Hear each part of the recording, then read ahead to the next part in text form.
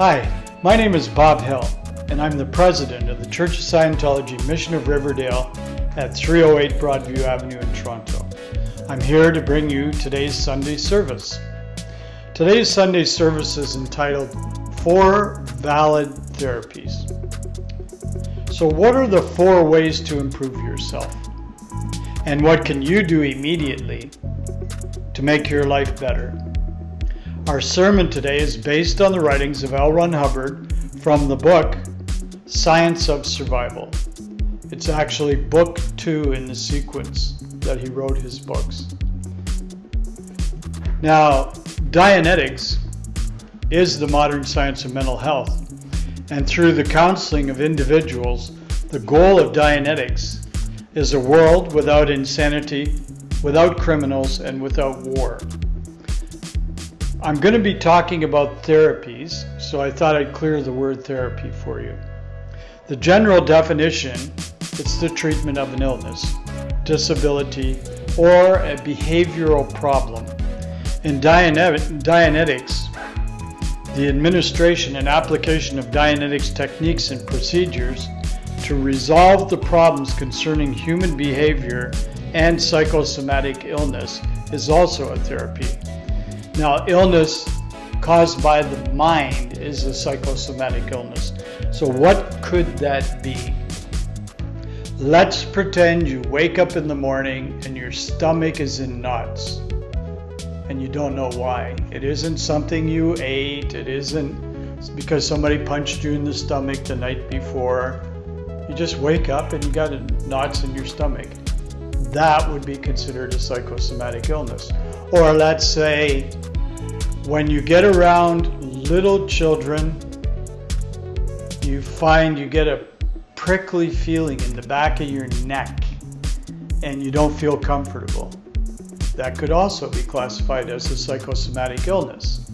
You've also heard of things like a guy has a pain in his right elbow and it just hurts, and the doctors tell him, well, it's arthritis and there's really no cure for it and it's not going to go away and you just need to take painkillers for the rest of your life. Well, there's no known physical reason for it. It's simply there and keeps happening. That's a psychosomatic illness. In fact, an illness like arthritis falls into the realms of psychosomatic illness. Does that make sense? Now, there are other psychosomatic illnesses. I'm sure you can list out a few. Maybe you have a twitch in your eye, or you get a pain in your forehead every time you get around girls when you're thinking about taking one out. Or for the girls, every time you get around a guy that you really like, you feel like sneezing. There you go. Those things come from the mind, and Dianetics would address that.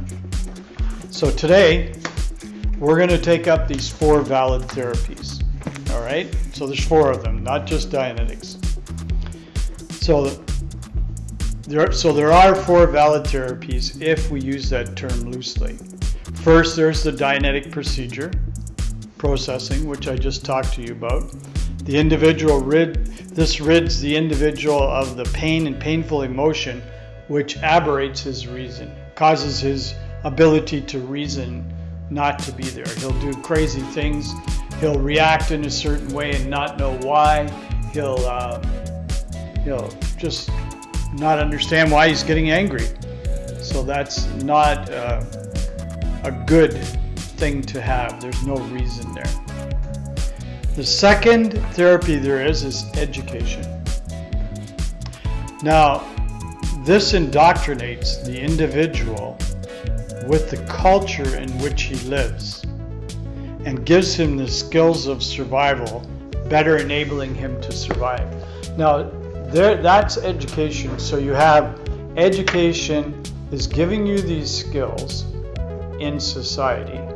And if you get yourself around a person or persons who's learned in these skills, once you've been educated, they can teach you how to use them. And that's a valid therapy. So you see, let's pretend you read about and you get all the information on how to go horseback riding. So you read it all, and now you're educated on horseback. If I sit in the saddle, I have to sit a certain way. But you haven't ridden a horse yet. So the next step would be to go to someone. You've got all that background data. Now they're going to teach you how to apply it. It's a valid therapy. So you might find yourself doing a lot of horseback riding on the weekends to relieve stress at that point. So the third is changing his environment. So you change your environment into one which is less re-stimulative. It's happier for him, and in which he can better survive. This would include nutrition, medical care, and recreation. So, change of environment as a valid therapy. You've often heard of people saying, I'm going hiking. I just got to clear my head out.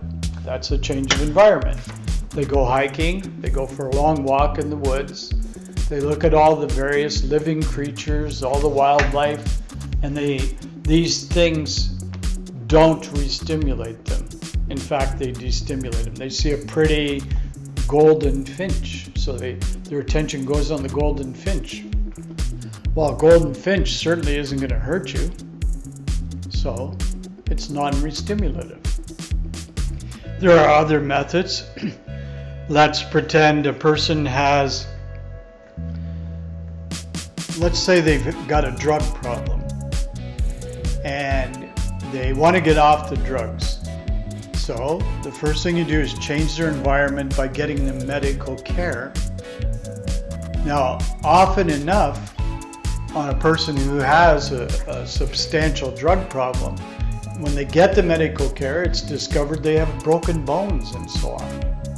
And those things are constantly causing them pain, and the drug has been a tool to numb it out. Now, when you get them off the drug, they get the medical care, and suddenly they no longer have the need for that thing to numb them out. There are many different things. We could also say nutrition. Let's say a person has had a constant diet of sugar, eating donuts and all kinds of stuff that's not healthy for them. So the change of environment for them may be to go on a diet which has got some healthy proteins in it, vitamins and minerals in the vegetables they eat, and fruit and so on. And they start to feel healthier. So that's change of environment. So there's many things you can do on that one. Now the fourth is regulating the amount of matter, energy, space, and time. So the physical things around you. So the fourth is regulating the amount of physical things which the individual should control. He can be given less if he has too much. He can be given more if he's not had enough for his ratio of life, or theta. Theta is the Greek word for life, living, the life force. Or the matter, energy, space, and time, the physical thing, which he's trying to control, may be changed for him into another kind of matter, energy, space, and time. So let's take a look at that. You have a guy, and all day he sits behind a computer, and all he does is bang on the keys all day, and his attention is totally riveted on that computer. That's how he makes his living, and he makes a very good living at it. But at the end of the day, he feels kind of solid, kind of, not feeling good, doesn't really feel good about himself. What he normally does is he smokes a joint or has a beer at the end of his day to chill out. Well, that's the beer and the joint are not necessarily a valid therapy. They're masking what he's really trying to handle. So instead, the guy finishes his work, and I'll take my neighbor next door, young guy, young married couple. The guy works all day on a computer in his basement. He works from home, and he has a lovely family, 2 small children, great guy. But at the end of the day, he's totally sucked in. So this guy every day goes outside and does some work on his house. He's putting stones on the walls, and he's doing all kinds of construction work. So he went out and bought himself all these tools. He really gets into it. And that's his therapy.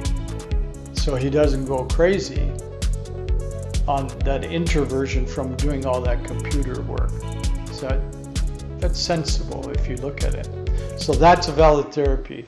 So that's how you can control things in your life so you're not so re-stimulated. Now, all four of these therapies do the same thing. They enhance the survival of the individual by giving him better tools of survival, better conditions in which to survive, and better reasons for surviving. Isn't that interesting? So a guy who is less re-stimulated has better reasons for surviving. In many Aboriginal communities, if a child was highly re-stimulated or a person was highly re-stimulated, the people in the community or in the tribe would tell them, go for a walk and come back when you feel like you're yourself again. So the guy, that was the therapy. They'd just send the guy off for a walk. He'd come back. Maybe might be gone a day, 2 days, might be gone 5 hours, might be gone 3 weeks. I once had a guy do this. I told him to go for a walk. I said, the guy was really re-stimulated and really upset. So I said, you need to go for a walk. And I didn't see the guy for a month. And he came back in. I saw him. I said, where have you been? He says, I went for a walk. I said, where did you go? And he walked from Toronto to Sault Ste. Marie and back, some ridiculous distance. And I said, you're kidding. And he goes, no, I feel great. That was a great walk. I said, okay. But that handled him so he was no longer re-stimulated. That's a simple thing. So his survival was better after that. Although these do one basic thing, like when you do these things, it does something. It raises the emotional tone of the person. So they feel happier, they feel more at cause, and so on. The reward of survival is pleasure. For instance, so giving the individual pleasure raises his survival level. However, the last three of these are relatively ineffective if the individual has aberrations against pleasure or changes in his environment or learning from life. And so that's where Dianetics comes in. So if you have a barrier to having pleasure, let's say, or changing your condition, Dianetics will come in and remove the aberration so you can go and do these therapies and improve your condition. So you can pretty much handle just about any condition with these four things within reasonable limits. And I would hope that you take advantage of it. Try and raise your tone level. So you wake up, you feel like crap, go for a walk, look around, change the environment, see how you feel. Thank you. That's it for today's sermon. I'm going to now read to you the prayer for total freedom.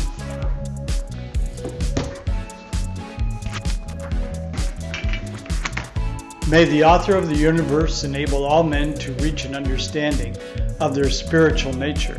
May awareness and understanding of life expand so that all may come to know the author of the universe, and may others also reach this understanding which brings total freedom. At this time, we think of those whose liberty is threatened, of those who have suffered imprisonment for their beliefs, of those who are enslaved or martyred, and for all those who are brutalized, trapped, or attacked. We pray that human rights will be preserved, so that all people may believe and worship freely, so that freedom will once again be seen in our land. Freedom from war and poverty and want, freedom to be, freedom to do, and freedom to have. Freedom to use and understand man's potential, a potential that is God-given and God-like, and freedom to achieve that understanding and awareness that is total freedom. May God let it be so. That's it for today. Now take the information I gave you, take those 4 tools, go out in life, try and raise your tone level, try and enjoy things a bit more. I think you'll have a great day. There you go.